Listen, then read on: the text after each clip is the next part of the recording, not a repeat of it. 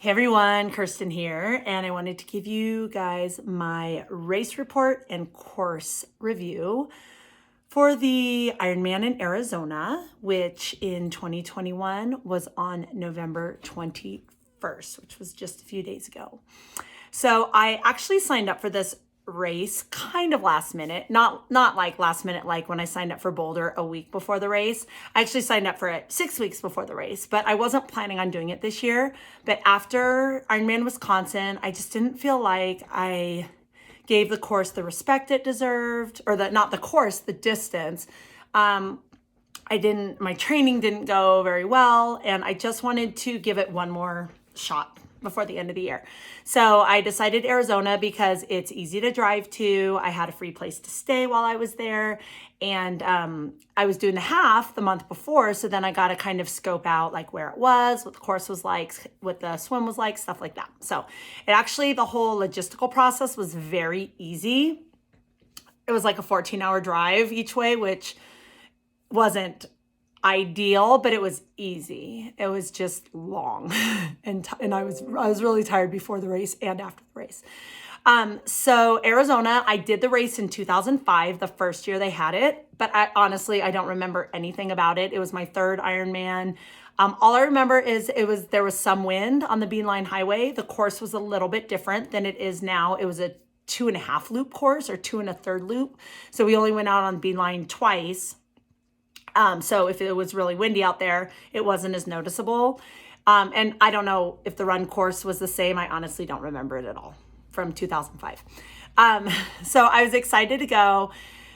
Check-in process, parking, everything super, super simple. So as far as ease of logistics, very, very easy. There's lots of hotels really close by. There's a gigantic parking garage right across from the race. So, that part was really easy. I drove, and I actually stayed with a friend who's about 45 minutes away. So we drove I went with my friend Karen, who lives in New Mexico. So I just picked her up, and because it's about halfway, picked her up and then drove in. So we drove in to pick up our packet on Friday, and then we drove back to drop off all our gear on Saturday, and then we drove in for the race on Sunday, and then we drove in Monday because we had to pick up somebody's bike and do some other things. So 4 times in and out, driving 45 minutes each way was no biggie at all. So it's all highways. If you haven't been there, it's like California. If you've been to Southern California, it's like you get off this highway. If there's traffic on one highway, you just take another highway. So I feel like, and then I know a couple people who flew in, and they said it was really easy. The airport was easy, getting into their hotel, everything was easy. So I feel like logistically, very, very easy. The other thing that was really great about this race that was also, I remember from 2005, which it was in April at the time instead of November, but the weather was pretty much perfect. It could have been hotter. Like I think one of the days we were there, it was in the high 80s. It probably could have been a little colder. I've heard of that race being a little chillier, but both times I've done it, the weather has been perfect. I think it was in the 70s, partly cloudy the whole day on Sunday. So great weather. People ask me all the time, they ask me, but I see them asking everyone, like, what's an easier Ironman course? Because they want to do an Ironman, but they don't want to go tackle the hardest Ironman if they're just trying to get through and just complete an Ironman. I feel like the course in Arizona is actually very easy. The day was not easy that we had, and no Ironman is easy because there's so many things that could happen in a 10 to 17 hour day or 9 to 17 hour day. Anything can happen. Mechanicals, nutrition, weather. We've seen so many races have crazy weather this year.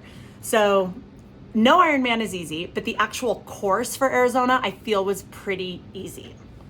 So I got there, and the other thing I wanted to mention, just because a lot of people have been asking me about this lately, so I do want to mention race morning, kind of what I do.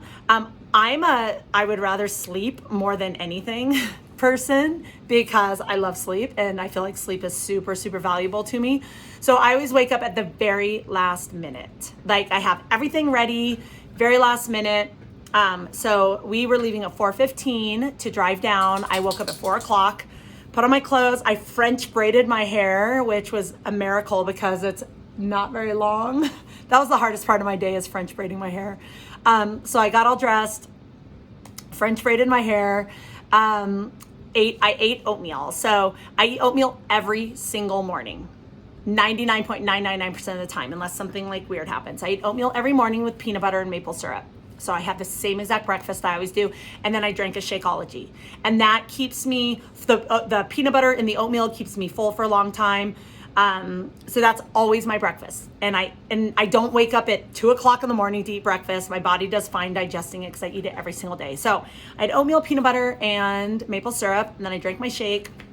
And then one thing, so I tried a bunch of new things this time, which is, smart.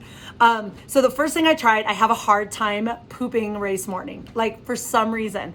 And it's weird because like on a regular day, I poop all the time. But people drink coffee because it helps kind of get the system going, the caffeine, get your juices flowing.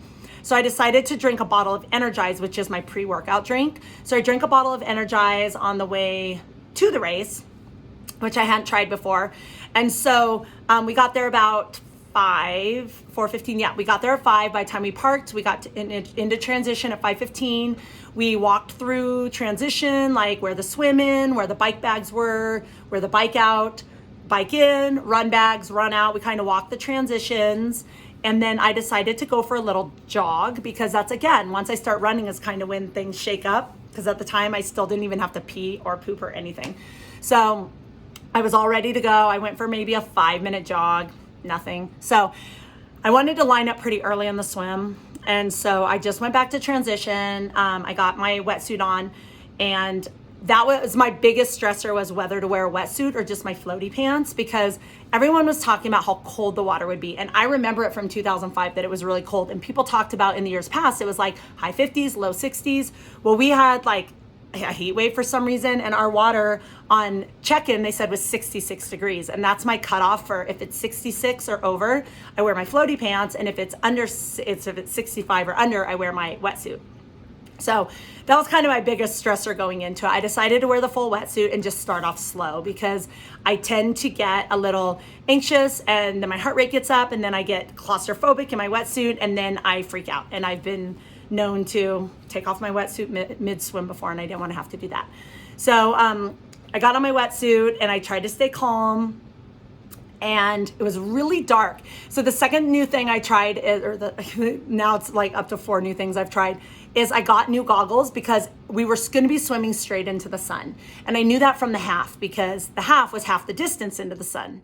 And I could not see anything, nothing. I was all over the place in the swim, in the half. So I'm like, I'm getting tinted goggles, and the kind of goggles I use don't make tinted goggles. The model that I've been using for like 15 years. So I'm like, I'm going to try something new. Well, they came late because of shipping and everything.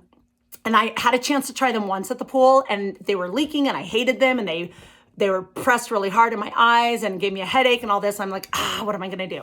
So I tried a few other different goggles that people loaned me. Thank you guys. And ultimately decided just to go with them. So I have my new mirrored goggles. I was just like, I don't know what's going to happen in the swim. So I line up. It's a rolling start, which I feel like is the safest and easiest way to start in an Ironman. It's not my favorite way to start, but they don't do mass starts anywhere anymore. And that was my favorite. So it's a rolling start. They lined us up. 5 people went at once. So you just seed yourself like you would in like a giant marathon. Like, oh, if you think your time is under an hour, here's your group. And then every 3 seconds, 5 people go. So every 3 seconds, 5 people go. So it's pretty spread out and it's nice. So we get up there. I lined up between the hour and hour 10. I wanted to do, my goal was an hour 3. So I lined up between hour 10, and it was still dark. So the race started at 6:45 and it was like 6:44, and they were getting ready to start the first section, the first people. And it was still dark, and I put on my goggles. I'm like, I literally can't see anything. So I was a little nervous about that, but I decided to stay calm. So we enter the water. Super easy start. The first buoy is very easy to see because they're really close. And luckily, literally about 2 minutes after I started swimming, the sun started coming up. So I could see. The sun, there's actually clouds, so I could have probably gone with my clear goggles, but I ended up actually liking my goggles. They didn't leak at all. They didn't bother me like I thought they would, because when I was trying them, I was just like putting them on and like kind of playing around with them. Whereas when I was swimming, I wasn't really thinking about it. So I liked my new goggles. They're Roka something or other. My wetsuit, so I just started off really easy. So I didn't want to get my heart rate up until like 5 minutes in. So I started off pretty like mellow and easy. I was passing all sorts of people. So this is the only thing I totally get, that you don't want to start too late if you're a slower swimmer, because then you're out later. We knew the wind would probably pick up at some time, and it was supposed to be up to like 80 degrees. So people are like, well, I'm going to start earlier. So if I do an hour 20 swim, I'm going to start with the hour 10 group, just so I can get out there and get out there earlier. The problem is, the whole reason it's designed as a rolling start is so that you're not running over people, running into people. People aren't running into you. It's designed to be safe and smooth. And I probably passed like hundreds of people, and I wasn't going fast. And in actuality, my time was 107, which was a lot slower than I wanted to go. And I was still passing all these people. And I was in the hour to hour 10 group. So they should have definitely, and I passed them right away. So so I feel like you should seed yourself where you really think you're going to finish. That's just first, like they design it that way. So just follow the rules. So anyway, I did the swim. It wasn't very sunny, but my goggles were fine. I did realize, I think I'm going to try contacts. So if any of you guys have contacts and you are a triathlete, I'd love any advice, opinion. My eyes are really bad these days, so I still can't see the buoys. And, the water, it was really smooth the first half. The water got a little choppy the second half, but I don't wear a watch. A lot of you guys know that. I had no idea my swim time, but it felt really good. And I feel like it was faster than it was. So I was actually really surprised that it was an hour 7. I was like, I feel like I was faster than that. But I mean, that's a decent time. I was third in my age group after the swim. So can't really complain about that. So I get out of the swim. Everyone was saying it was a super, super long transition. Run to transition. It didn't seem any longer to me than any other big Ironman, because they have to spread out the bikes. And so I feel like the transition was a normal transition. I think it took me 6 minutes. It bumped me up to second place. I must have passed somebody in transition, or what, my transition was faster than someone's. It was like 6 minutes. So pretty eventless. For the people wondering, because this is newer, because they took away like wetsuit strippers and changing tents for the last couple of years because of COVID, but this race had all that. So this race was like an old school race, like back in the day. So I went out on the bike. As soon as I started biking, literally like 5 minutes in, I was thinking, I need to change my goal time because it was already windy. 5 minutes in the bike. And I started at 6:45. So I was out of transition by 8 o'clock. And it was already windy. And I was like, crap, if it's already windy, it's going to get bad. So I'm like, okay, let's redo our goals in our head, change our time. So what the bike course is, it's 3 loops. It kind of has about I would say 8 miles, 7 to 8 miles in town, kind of zigzagging out to the Beeline Highway. And then it's like 11 to 12 miles to the turnaround and then back. So it's 38 to 39 miles or 37 to 38 miles per loop. And then you do that 2 more times. So I love loops. I love repetitive stuff. I love checking it out the first loop so I know exactly what to expect the second and third loop. I know some of you guys are like, oh my God, it was awful, like loops. I hate loops. But me personally, I always call my first loop like the preview loop. So I'm like, okay, where can I go faster? Where do I need to slow down? What do I need to miss as far as potholes and this and that? So I actually love the bike course. There was a couple like teeny tiny rises and falls. Out to the turnaround on the Beeline Highway is a gradual uphill the whole way. So like 11 to 12 miles gradual uphill. But then when you turn around, it's gradual downhill, 11 to 12 miles. So for me, that's a trade-off. I mean, that's like a good trade-off. So as soon as we got on the Beeline Highway, the road was pretty rough, not as rough as Wisconsin. Nothing's ever as rough as with Wisconsin. But I've been working on adjusting my saddle. My saddle actually felt good. till 56 miles, which was like huge compared to Wisconsin. It was like awful within like 10 miles. So my bike, I'm getting my bike fit. I did chafe a lot. So, that's my kit. So I need to do something about my kit for next time, but that's something I need to work on. That was number 2. I need to do something differently. Contacts, new kit.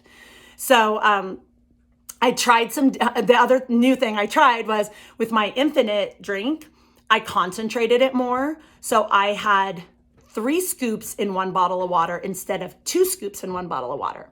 And I did that because my last Ironman, I peed like 6 times just during the bike ride. And that's just a lot. Like, I feel like that's overhydrated. So my concentration was actually perfect. I felt amazing. I always have a bottle of extra. So like if I think I'm going to do 6 hours on the bike, I prep enough for 6 bottles. And then I add one because after the swim, I feel like I'm starting off depleted. So that way I slam a bottle right after the swim and then I'm starting at 0. And then from here, I do a bottle an hour or 2 scoops an hour. So a bottle was 3 scoops. So it was an hour and a half and that worked perfectly. I think I had to pee twice on the bike. No big deal. Like that to me in 6 hours is a normal amount to pee. So that was perfect. So I will continue to do that moving forward.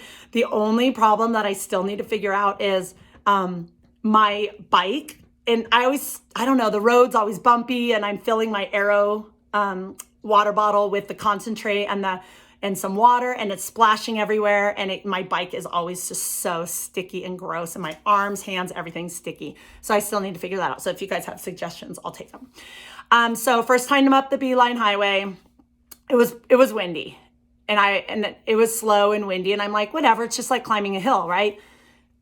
11-mile climb, 11-mile descent, 11-mile climb, 11-mile descent. I can do that 3 times. So it's feeling pretty good. Second time up the hill, the wind was much stronger. And I was like, okay, this is starting to like suck the life out of me.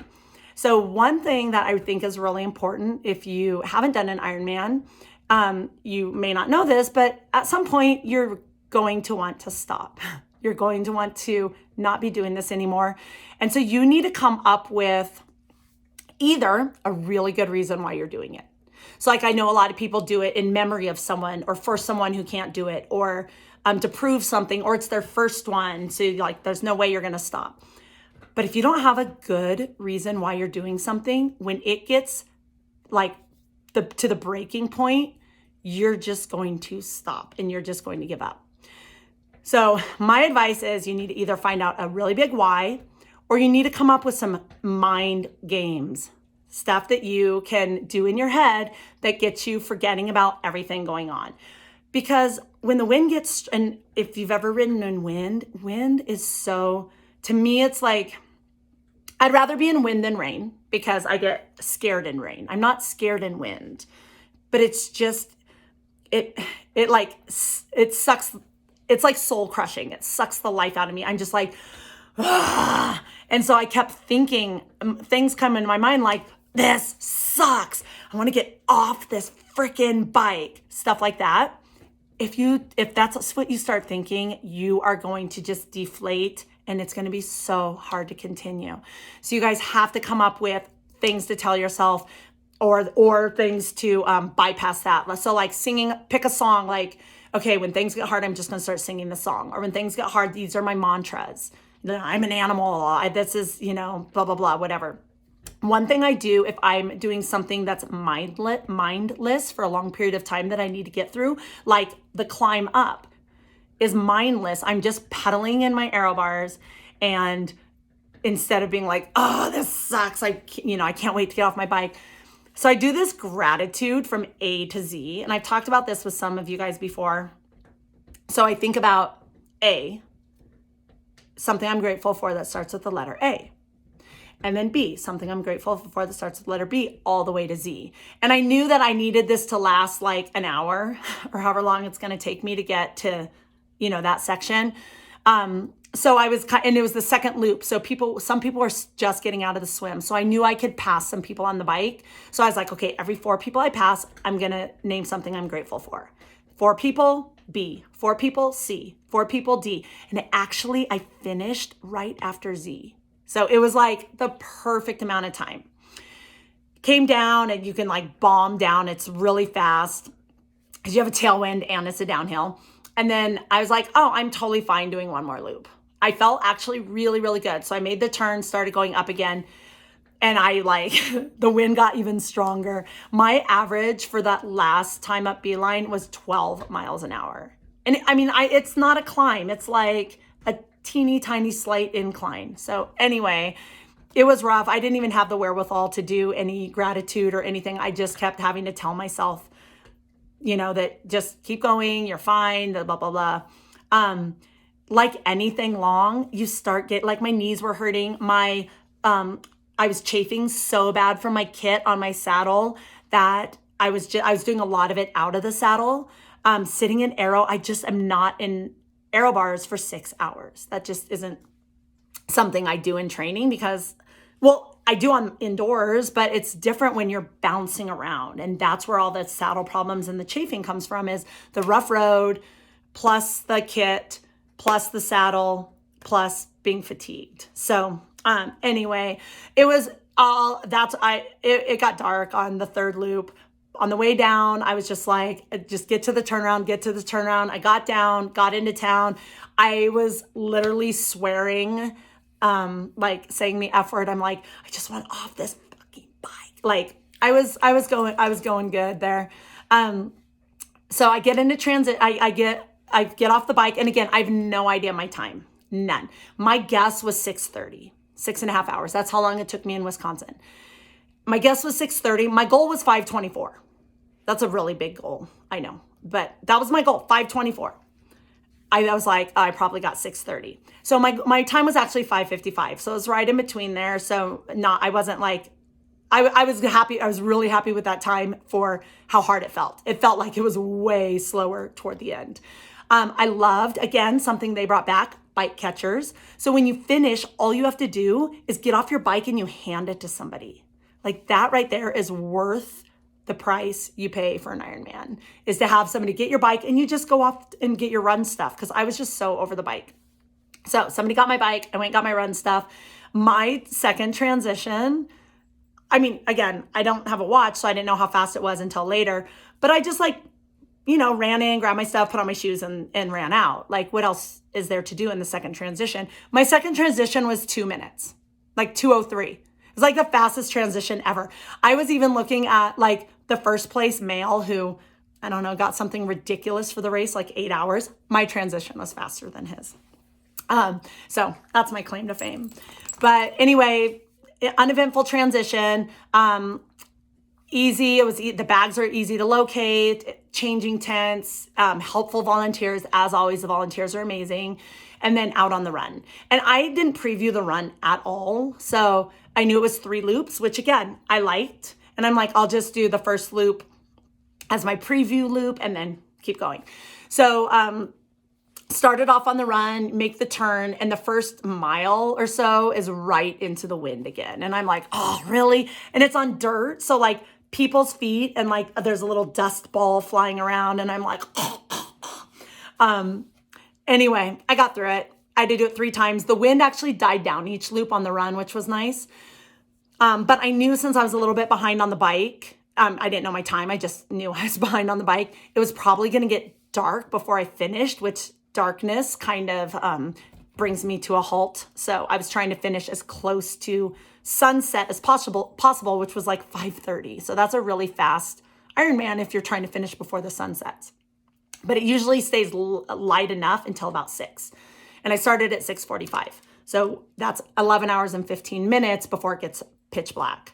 So I was trying to get it going. So my first loop actually felt really good. It's like 8.5 or 9 miles. My first loop felt good, kind of uneventful. I was just kind of going, thinking, just stick at your all day pace. I'm so happy to get off the bike, amazingly happy to get off the bike.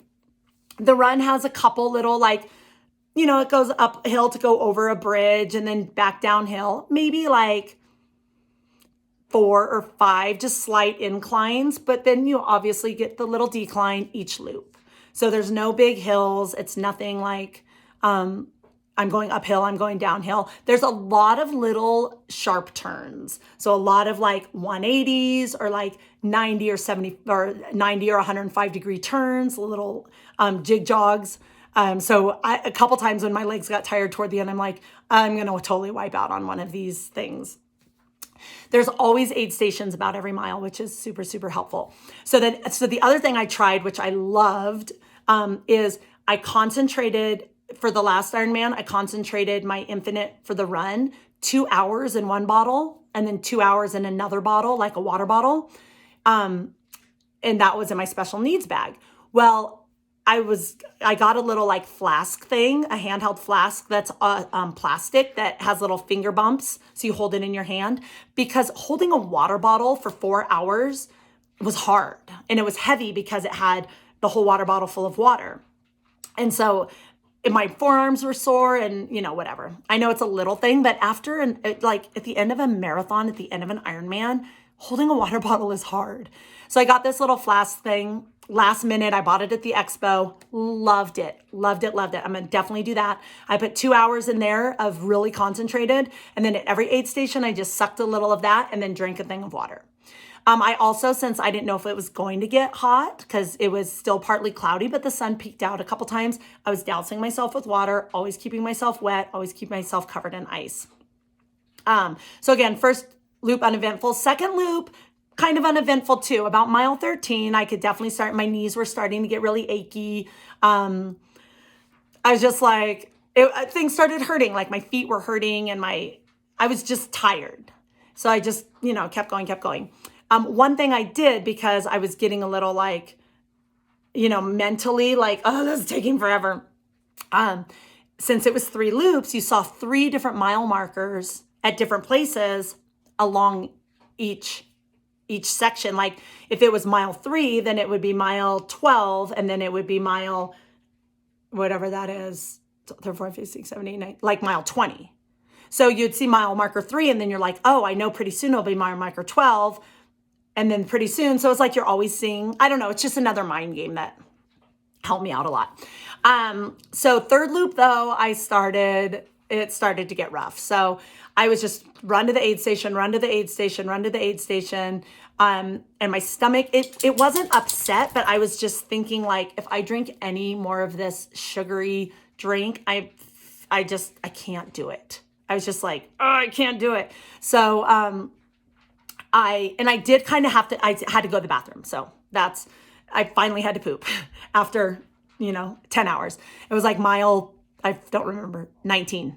So I went to the bathroom, I came back and I came out and I was like, I'm just going to start eating chips. So for those of you who don't know, they have like all sorts of stuff at the aid station, chips and pretzels and cookies and chicken soup, like all sorts of things for people, because our stomachs are, can't handle some things, but then they have Red Bull and Coke and Gatorade and water and stuff like that. So I started eating chips and drinking water. So that immediately like helped with the thought of like, oh, I can't drink anything more, because you guys, if you're going to do this length of any sort of activity, like a ultra marathon or an Ironman or something like that, you have to keep putting calories in your body. I don't care how you feel. My friend Karen actually couldn't get down anything. She kept everything she tried to put in came out, and she just went downhill fast, because your body needs calories, because calories are your energy to keep yourself moving. So you have to eat or drink something. I don't care how crappy you feel. So try different things. So the chips really worked for me, and then water. And then so every other aid station from then on out, I did chips and water. And then on the alternating ones, I did my Infinite. And then at the end, I did have a couple Cokes, which is so funny. Like when people are like, there's Coke at an Ironman, and you're like, if you don't drink it the whole time and then you drink it the last couple miles, you're like, wah! It's like caffeine and sugar rush. So that got me through. On my third loop, like I said, it started getting really, really hard. But as soon as I saw mile 20 marker, I was like, it's a 10K left. I can do this. And the sun was starting to set. So I was like, crap. So I just rallied. I just stopped thinking of my body, because a lot of times I want to be aware, like what's hurting? Do I need to lengthen my stride? Do I need to shorten my stride? like, what do I need to do? How are my hips feeling? Stuff like that. But at the end, I'm just like not thinking of my body, because if I was thinking of it, it was going to hurt. So what I did was I just started picking it up. And the cool thing also about 3 loops is that by the last loop, there's everybody. You see so many people. Like, I mean, yeah, some people have finished, but there's, there's people, I talked to people that still had 2 more loops. They were on their first loop when I was on my last loop. So there's so many people. So you can talk to people, you can cheer people on, just get your mind off of what you're doing. So what I did at the 10K mark is I picked it up, started running fast. I didn't care what it felt like. I needed to finish. And every single person I went by, I'm like, great job. You look awesome. Go girl. I'm looking strong. If someone, like this one girl was speed walking so fast, I'm like, nice pace walking, blah, blah, blah. Every single person. And so what that did was it got my mind off of me and my body and how much I was hurting. And it might just put my attention somewhere else.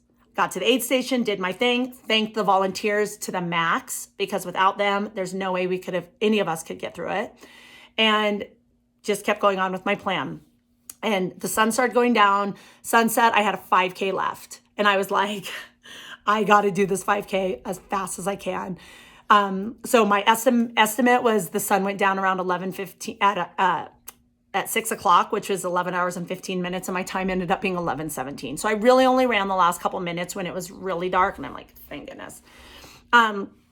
So run course, like I said, a few rises and falls. There's a couple dirt patches, but it's like not like trail. It's just like dirt. I think like 5 dirt parts you run through. And if you're nervous about the run, it's like, exactly after mile 8.5, exactly what you're going to have to do for the next, 17 miles. So that's what I like about the loops. So during the bike, I ended up getting knocked down to like, I think 11th place on the bike. And then on the run, I built back up a little bit. I ended up with a 4:05 marathon. My goal was 3:58. So not too far off. And for as hard as I pushed on the bike, I pushed harder on the bike than I would have had to if there was no wind. And so for that effort, my run only suffering that much, I was super, super happy with that. So I ended up with a 4:05 run. And my pace was really consistent on the run, which is what I was very, very happy with. So I ended up in 8th place in my age group. And my time was 11:17, which is my mom PR. So it's my fastest time since having a baby, which I think is a very important distinction, because life is very, very different before you have a baby. And I'm not talking about physically. Like physically, I am in phenomenal shape. I am strong. I am fit. I'm in as good a shape now as I was before I had her. But time training, I did not have, I don't have as much time to train having a child than I did before I had a child. So I used to train almost twice as much as I train now. So I'm not even comparing myself to my prepartum life in racing right now. It's just postpartum. So I got my postpartum PR by 33 minutes, because my fastest Ironman since having her was 11:50, and I got 11:17. So really happy with that. And would I do the course again? Would I do this race again? Probably not. I didn't think I would ever do it again after I did it in 2005, because I don't know though. I mean, I have friends that live in Arizona. It's an easy drive. Maybe, I don't know. I don't like sitting in the same position for 6 hours. I think that's why I like climbing. Like I'm really looking forward to St. George, because you're out of the saddle, you're sitting up, you're arrow on the way down, and you're moving around. And my body does a lot better with that on the bike and the run. Hills, I do so much better on the run, because I'm working certain muscle groups on the way up, certain muscle groups on the way down. So it's breaking it up for me. Flat stuff, I don't excel at. I'm not really good at. But I would highly recommend it for somebody looking for a flat, easy course.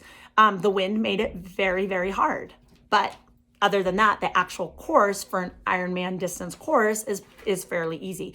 So I definitely recommend it. Everything was easy as far as, like I said, all the logistics. I loved having, I mean, they are great volunteers, tons of volunteers. I feel like there was like extra volunteers for everyone. Like when I went to the changing tent, there was like 10 people ready to help me out. So it was really great. The volunteers were amazing. The weather was amazing, like as far as the temperature, not the wind. The temperature was amazing. So this is a really good time. I think in general, the temperature is probably pretty nice in Arizona in November. So if you guys have any specific questions about the course, I've done it twice, but I only remember once.